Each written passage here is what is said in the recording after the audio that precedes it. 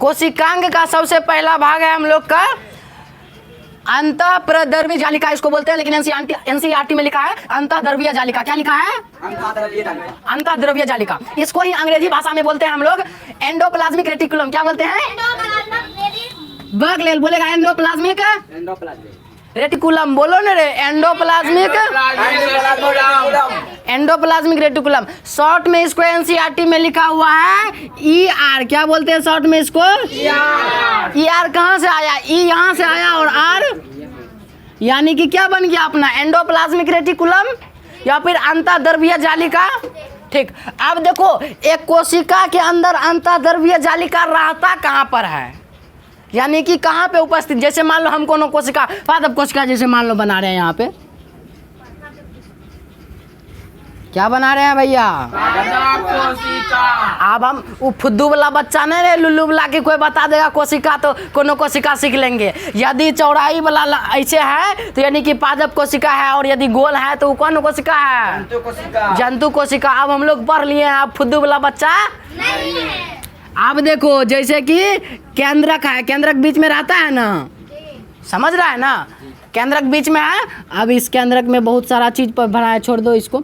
तो धीरे धीरे हम इसको पूरा भरेंगे, मतलब कि जैसे जैसे कोशिकांग अपना पूरा होते जाएगा तो कोशिका पूरा भर जाएगा। समझ में आया? ठीक, आइए अब हम देखने जा रहे हैं कोशिकांग। अच्छा, कोशिकांग होता क्या है, रहता कहाँ है, मतलब कि अंतःप्रद्रव्य जालिका में।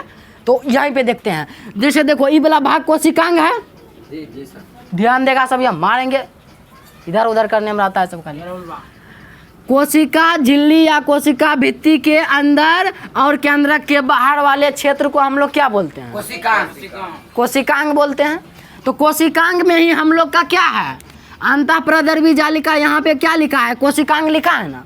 कोशिकांग के अंदर क्या रहता है? अंतःप्रद्रव्य जालिका, यानी कि एंडोप्लाज्मिक रेटिकुलम, यानी कि शॉर्ट में बोले तो ER। यहाँ तक कंफ्यूजन है? नहीं, कोई दिक्कत नहीं, यहाँ तो सिर्फ बात है, बोले इसमें कंफ्यूजन क्या होगा। आइए अब देखो अंतःप्रद्रव्य जालिका कैसा आकार का होता है और क्या काम करता है और कैसे रहता है, कहाँ पे रहता है? केंद्रक से जुड़ा हुआ रहता है। कहाँ से रहता है जुड़ा हुआ? कोशिका में। मान लो ये पूरा कोशिका है, कोशिका में केंद्रक कहाँ है? बीच वाला। इसको क्या बोल रहे हैं हम लोग?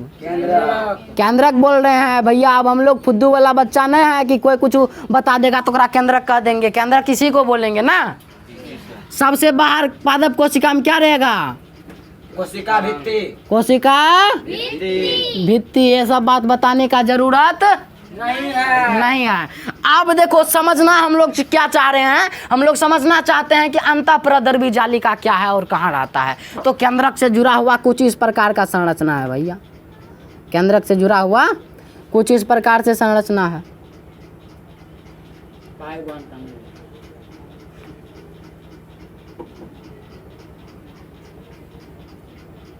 मतलब कि सूक्ष्म नलिका टाइप से नहीं लग रहा है तुमको?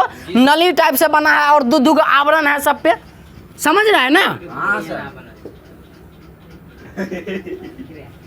यही है, इसी को कहते हैं भैया अंतःप्रद्रव्य जालिका। समझ में आ रहा है ना? जी सर। ठीक, अब देखो इसको फिर मतलब कि दो टाइप से होता है। एगो होता है कि चिकनी अंतःप्रद्रव्य जालिका, एगो होता है खुरदरी अंतःप्रद्रव्य। जब हम तुमको आगे बताएंगे ना तो वहाँ पे प्रकार जब बताएंगे तब हम तुमको समझाएंगे कि भैया दो प्रकार से होता है। जैसे देखो यहाँ पे हम तुमको बना देते हैं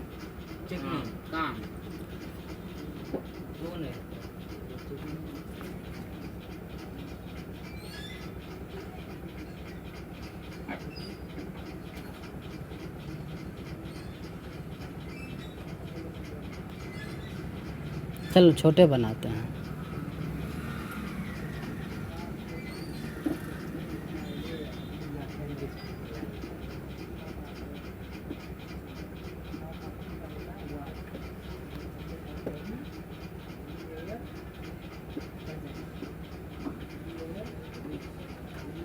तो इस प्रकार से जिस पे एगो खुरदरा, अभी दोनों चिकने हैं, जब राइबोसोम इस पे आके चिपक जाता है, जब राइबोसोम इस पे आके चिपक जाता है, तब जाकर अच्छा राइबोसोम क्या है, तो प्रोटीन बनाने वाला फैक्ट्री है, प्रोटीन का निर्माण करता है। अभी हम तुमको कोशिकांग का ही भाग है राइबोसोम, अगले क्लास में तुमको बताएंगे कि भैया कोशिकांग में राइबोसोम कहाँ पे होता है, क्या करता है। सिंपल सी बात जान लो कि राइबोसोम एक सूक्ष्म संरचना है जो कि प्रोटीन का निर्माण करता है, प्रोटीन का संश्लेषण करता है, जिसके तौर पे हम लोग उसको बोलते हैं प्रोटीन का फैक्ट्री बोलते हैं। राइबोसोम को क्या बोलते हैं? प्रोटीन का फैक्ट्री। खैर अभी हम अंतःप्रद्रवी जालिका पे बात करते हैं। अंतःप्रद्रवी जालिका पे राइबोसोम कहाँ आया? क्योंकि भैया यहाँ पे चिपका होता है, यहाँ पे जैसे देखो यहाँ पे चिपकल है ना राइबोसोम, ये जो छोटका छोटका बूंद का है ना भैया, ये कौन लड्डू का ये नहीं है टूटल का बूंदिया, ये है राइबोसोम। ये कौन सी है?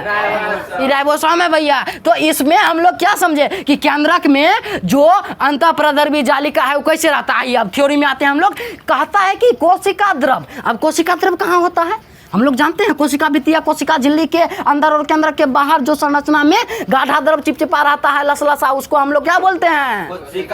कोशिका द्रव। यानी कि इस वाले भाग को क्या बोल रहे हैं हम लोग? कोशिका द्रव बोल रहे हैं। यहाँ तक कोई कंफ्यूजन है? कोई दिक्कत?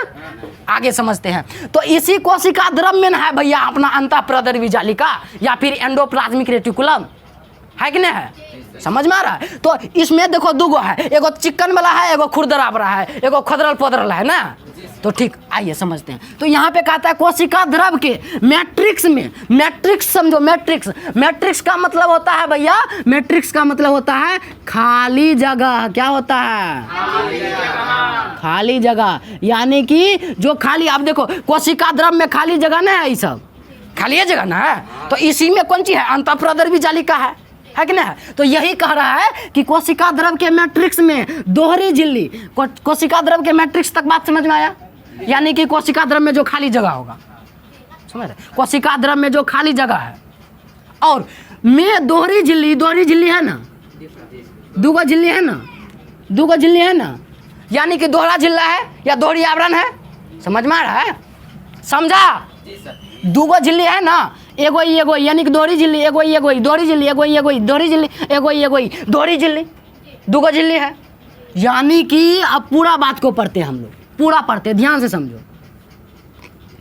कहता है कोशिका द्रव के मैट्रिक्स में, यानी कि मैट्रिक्स मतलब खाली जगह में दोहरी झिल्ली से बनी चपटी नलिका का जाल बना हुआ होता है। उसी को भैया हम लोग बोलते हैं अंतःप्रद्रवी जालिका। अब यहाँ पे देखो केंद्रक से जुड़ा हुआ जो है दोहरी झिल्ली, क्या कह रहा है कि दोहरी झिल्ली से बनी चपटी नलिका, चपटल नलिका न है।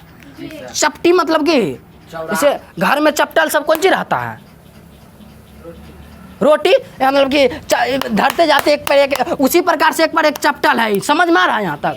ठीक। तो चपटी नलिका जाल टाइप से नहीं बना है, जाल टाइप से, जालो ऐसा बिखरल रहता है, उसी प्रकार से जाल टाइप से बिखरा हुआ है। समझ रहा है? तो फैला भी है और फैला हुआ होता है। समझा? इसी को हम लोग बोलते हैं, इसे ही क्या बोलते हैं? अंतःप्रद्रवी जालिका कहते हैं, या फिर शॉर्ट में लिखे तो एंडोप्लाज्मिक रेटिकुलम कहते हैं, या फिर और शॉर्ट में लिखो तो ER कहते हैं। बात समझ में आया भैया? समझो। अब कोनो इस सब में पाया जाता है, यूकेरियोटिक कोशिका में पाया जा रहा है, तो यानी कि पादप और जंतु दोनों में पाया जा रहा है। बात समझ में आई? ठीक, आगे बढ़ते हैं। आइए अगला पार्ट हम लोग का, कहीं यानी कि कोनो भविष्यवाणी में कहीं पर कोनो पे ये नलिकाएं प्लाज्मा झिल्ली से लेकर केंद्रक कला तक फैली होती है। समझो बात को कि कहीं क्या होता है, कोनो कोशिका के अंदर, मतलब बाय चांस यदि हो जाए, गलती से तो नहीं होता है, गाँव घर में कहीं बाय चांस गलती से कोई भाग जाता है, बयाने करता है, तो वहीं पे कहीं गलती से यदि कोनो कोशिका के अंदर हो ऐसा, तो ये नलिका जो होता है केंद्रक से लेकर प्लाज्मा झिल्ली तक फैला होता है। यहाँ पे क्या लिखा है? प्लाज्मा झिल्ली से लेकर केंद्रक कला तक। केंद्रक कला मतलब केंद्रक का जो झिल्ली है ये बाहर वाला, इसी को तो केंद्रक कला बोल रहे हैं। ये केंद्रक कला से लेकर ये प्लाज्मा झिल्ली तक फैला होता है, यानी कि ये और आगे बढ़ जाता है। समझ रहा है यहाँ तक? यानी कि यहाँ पे आके फैल जाता है। कहीं पे, हर चीज़ में, हर कोशिका में होगा, इसका बात का कोई संभव नहीं है, संभावना नहीं है। कहीं पे, इसीलिए यहाँ पे लिख दिया गया है कहीं पे। यहाँ तक बात समझ में आया? क्या है। अब अंतःप्रदर्भी जालिका यदि बोले रहे हैं तो दिमाग में क्या आ रहा है, सबसे पहले तो देखो उस बात के अंदर घुसने का कोशिश करो कि अंतःप्रदर्भी जालिका यानी कि एंडोप्लाज्मिक रेटिकुलम का क्या मीनिंग है। अंतःप्रदर्भी जालिका यानी कि द्रव टाइप से होगा और एक जाल बना होगा, इसीलिए इसको क्या बोल देते हैं हम लोग, अंतःप्रदर्भी जालिका। बात को समझो, रटने वाली बात नहीं है कि भैया कोशिका द्रव के मैट्रिक्स में दोहरी झिल्ली से बनी एक नलिका, चपटी नलिका को हम लोग कहते हैं अंतःप्रदर्भी जी का। रटना नहीं है, इसको समझो कि सच में होता है कि नहीं, तुमको दिख रहा है कि नहीं दिख रहा है, सच में है कि नहीं है। यहाँ पे दिख रहा है ना तुमको कि केंद्र से एक जुड़ा हुआ कोई संरचना है जो चपटी नलिका का सूक्ष्म नलिका है, जो कि जाल के रूप में बना है, इसीलिए इसको अंतःप्रदर्भी जालिका बोल रहे हैं। अंग्रेजी में क्या बोलते हैं, एंडोप्लाज्मिक रेटिकुलम। तो हमको लगता है कि दोनों बात तुमको समझ में आ गया। एंडोप्लाज्मिक रेटिकुलम के प्रकार पे बात करते हैं तो अंतःप्रदर्भी जालिका दो प्रकार का होता है, समझो इस बात को। अंतःप्रदर्भी जालिका दो प्रकार का होता है, एक होता है चिकनी अंतःप्रदर्भी जालिका और एक होता है खुरदरी अंतःप्रदर्भी जालिका। समझो, लिखो मत कोई, समझो सब। पहला प्रकार है चिकनी अंतःप्रदर्भी जालिका और दूसरा है खुरदरी अंतःप्रदर्भी जालिका। इसको हम लोग बोलते हैं अंग्रेजी में स्मूथ एंडोप्लाज्मिक रेटिकुलम। क्या बोलते हैं, स्मूथ एंडोप्लाज्मिक रेटिकुलम। और खुरदरी अंतःप्रदर्भी जालिका को बोलते हैं रफ एंडोप्लाज्मिक रेटिकुलम। शॉर्ट में इसको क्या बोलते हैं, SER, समझा। और इसको क्या बोलेंगे, RE। शॉर्ट नाम अधिकतर NCERT में देखते हैं मेंशन है, तो शॉर्ट नाम भी याद रखेगा भैया। तो यहाँ तक समझ में आया, ठीक। अब देखो एगो जो है कोशिका के अंदर कहाँ पे चिकनी अंतःप्रदर्भी जालिका रहता है और कहाँ पे खुरदरी अंतःप्रदर्भी जालिका रहता है, इसको समझते हैं। जैसे देखो ये कोशिका में अंतःप्रदर्भी जालिका दोनों है, तो जो चिकन है जिस पे राइबोसोम का अनुपस्थिति होता है, जिस पे राइबोसोम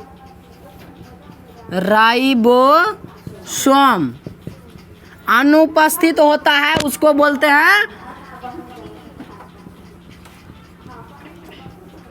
अनुपस्थित। जिस पे राइबोसोम अनुपस्थित होता है उसको बोलते हैं चिकनी अंतःप्रदर्भी जालिका। यानी कि भैया इस कोशिका में ही कौन सी है, चिकनी अंतःप्रदर्भी जालिका, यानी कि स्मूथ एंडोप्लाज्मिक रेटिकुलम। समझ में आया, ठीक। तो उसी प्रकार से होता है खुरदरी अंतःप्रदर्भी जालिका। खुरदरी अंतःप्रदर्भी जालिका में राइबोसोम जो होता है वो उपस्थित होता है। क्या होता है, उसी के वजह से तो खुरदरी होता है। जैसे राइबोसोम जाके चिपकता है ना, तो इसको हम लोग क्या बोलते हैं, RER। यानी कि जब किसी भी अंतःप्रदर्भी जालिका पे राइबोसोम जाकर चिपक जाएगा तब जाके उसका क्या नाम पड़ जाएगा भैया, रफ एंडोप्लाज्मिक रेटिकुलम या फिर खुरदरी अंतःप्रदर्भी जालिका। समझ रहा है ना। तो इसीलिए तो पहला बात समझा कि चिकनी अंतःप्रदर्भी जालिका को शॉर्ट में SER कहते हैं या फिर स्मूथ एंडोप्लाज्मिक रेटिकुलम, और खुरदरी अंतःप्रदर्भी जालिका को रफ एंडोप्लाज्मिक रेटिकुलम बोलते हैं। इसमें राइबोसोम अनुपस्थित होता है, यानी कि इस पे राइबोसोम नहीं रहता है, और इसमें राइबोसोम उपस्थित रहता है, यानी कि इस पे राइबोसोम रहता है। समझा, चित्र में देख के देख सकता है कि इस पे राइबोसोम है। ये जो छोटका छोटका जो बूंद का है ना, इसको क्या बोल रहे हैं हम लोग, इसी को तो राइबोसोम बोल रहे हैं भैया। नीचे नीचे समझा, राइबोसोम, ठीक। आगे बढ़ते हैं। तो इसका जो झिल्ली होता है अंतःप्रदर्भी जालिका का जो झिल्ली है, ये क्या है, झिल्ली है ना जी। ये झिल्ली कौन चीज से बना होता है, तो ये झिल्ली बना होता है प्रोटीन और फास्फोलिपिड से। कौन चीज बना होता है, प्रोटीन और फास्फोलिपिड से। जैसे तुमको यदि हम ये पूछे कि कोशिका भित्ति कौन चीज बना है, तो तुम लोग बताएगा कि भैया सेलुलोज से बना होता है। उसी प्रकार से यदि पूछा जाएगा कि अंतःप्रदर्भी जालिका जो होता है उसका झिल्ली कौन चीज से बना होता है, तो बताएगा क्या, प्रोटीन और फास्फोलिपिड से। समझा, ठीक। और इसकी मोटाई कितना होता है, तो एंगस्ट्रॉन्ग में इसकी मोटाई होता है, एंगस्ट्रॉन्ग में 60 एंगस्ट्रॉन्ग होता है। कितना होता है मोटाई इसका, 60 एंगस्ट्रॉन्ग। और समझो इसका कार्य क्या क्या है, किसका कार्य, एंडोप्लाज्मिक रेटिकुलम का क्या कार्य है, एंडोप्लाज्मिक रेटिकुलम का क्या कार्य है। तो राइबोसोम जो होता है ना, तुमको पता है कि वाला छोटका छोटका बुंदका वाला भाग भैया राइबोसोम है। है ना। तो ये जो राइबोसोम होता है ये कौन सी करता है, प्रोटीन का निर्माण करता है, प्रोटीन का निर्माण करता है, प्रोटीन का संश्लेषण करता है। किस पे आकर के, खुरदरी अंतःप्रद्रवी जालिका पे चिपक करके, समझा, चिपक जातू, किससे चिपक जातू होगा, है अंतःप्रद्रवी जालिका से जैसे चिपकेगा तो कौन से बन जाएगा, अब खुरदरी अंतःप्रद्रवी जालिका, समझा।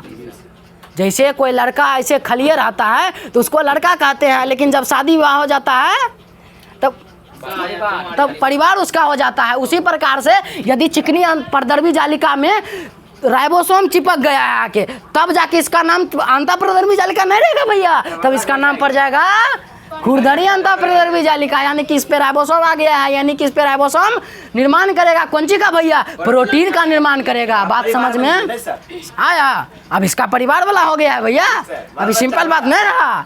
और ये कौन सी करेगा, नया कोशिका जब भी बनेगा, नया कोशिका तो केंद्रक झिल्ली का निर्माण करेगा, गोल्जी बॉडी का निर्माण करेगा। जैसे जैसे क्लास को आगे कंटिन्यू करेंगे तो हम तुमको बताएंगे कि इसी कोशिकांग के अंदर जहाँ पे अंतःप्रद्रवी जालिका आता है वहीं पे गोल्जी बॉडी भी रहता है। गोल्जी बॉडी के बारे में हालांकि हम अगले क्लास में बात करेंगे, लेकिन यहाँ तक समझो कि गोल्जी बॉडी और केंद्रक झिल्ली का जो निर्माण करता है, केंद्रक झिल्ली किसको बोल रहे हैं, केंद्रक के सबसे बाहर जो आवरण है उसको केंद्रक झिल्ली बोल रहे हैं हम लोग।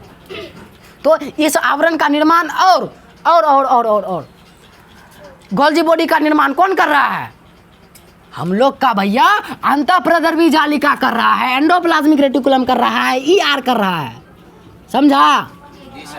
ठीक, तो ईआर दो प्रकार का होता है, एगो आरईआर होता है, एगो एसईआर होता है, समझा यहाँ तक।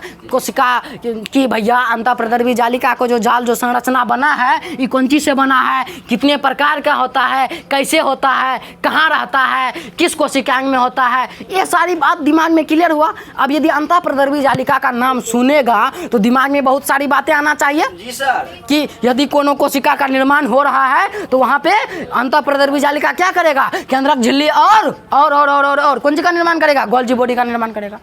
बात में दिमाग में आना चाहिए, बात दिमाग में आना चाहिए कि कोशिका द्रव के अंदर जो जालिका नुमा संरचना फैला होता है उसी को एंडोप्लाज्मिक रेटिकुलम कहते हैं। बात दिमाग में आना चाहिए कि इसका दो प्रकार होता है, एसईआर और आरईआर।